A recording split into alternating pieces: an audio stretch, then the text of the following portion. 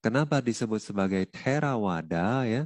Itu juga karena di Bante Mahakasapa karena melihat ya waktu itu baru 7 hari Buddha parinibbana, tapi ada biku-biku yang malah senang ya Buddha sudah maha parinibbana karena dibilang bahwa ya baguslah nggak ada guru lagi yang mengingatkan kita kalau kita salah ini, kalau kita salah ini itu nggak boleh ini nggak boleh itu ya, udah nggak ada lagi orang seperti itu, jadi harusnya kita bahagia gitu ya.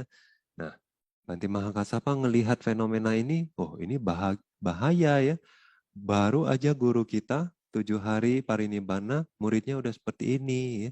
Jadi sebelum semuanya itu makin kendur, nah beliau punya inisiatif untuk ya mengumpulkan ya semua ajaran Buddha, terus didengarkan lagi, disepakati lagi yang apa yang disebut sebagai ajaran Buddha, apa yang bukan gitu ya, apa yang merupakan peraturan yang sudah diturunkan oleh Buddha, apa yang bukan peraturan ya. Jadi waktu itu ngumpulin 500 arahat. Nah, 500 arahat inilah yang disebut sebagai Thera ya. Thera bisa disebut sebagai sesepuh juga ya. Jadi Theravada, wada adalah ajaran ya atau pandangan juga bisa ya.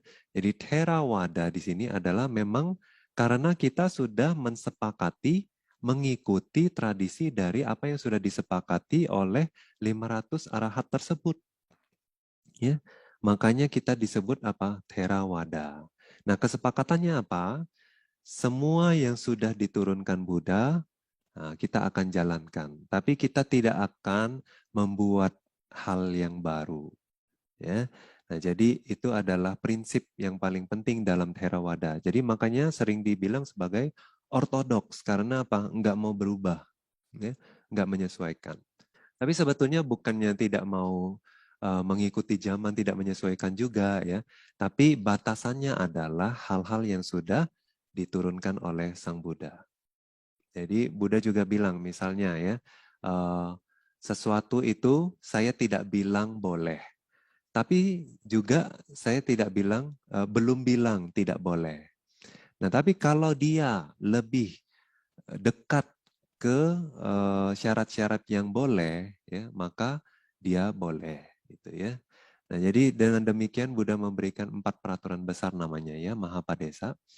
Nah jadi kita misalnya zaman sekarang ya, kalau kita lihat dari segi dhamma, ini kondusif nggak buat latihan ya. Meskipun misalnya seperti internet ya, misal pakai telepon ya. Zaman dulu apakah biku pakai telepon? Enggak ya. Apakah biku ada internet? Enggak ada. Nah, lalu boleh enggak ya? Boleh enggak biku pakai telepon? Boleh enggak pakai internet ya? Nah, itu dia kalau ya itu misalnya kepala wihara, dia harus komunikasi ya dengan telepon zaman sekarang ya.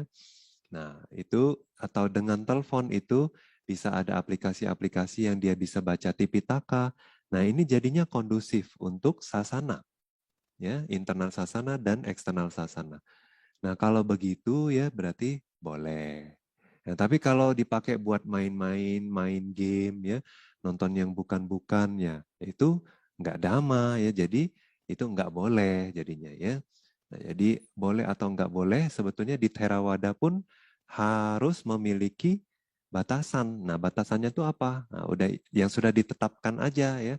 Yang belum dibikin ya kita nggak bikin bahwa oh kalau pakai telepon ya, kalau pegang telepon itu pelanggaran. Nah, kita nggak bilang gitu karena apa? Yang sudah dibilang Buddha pelanggaran ya itu pelanggaran. Kalau yang Buddha bilang bukan pelanggaran, kita nggak bisa bikin peraturan baru. Nah, itu adalah prinsip di dalam Theravada.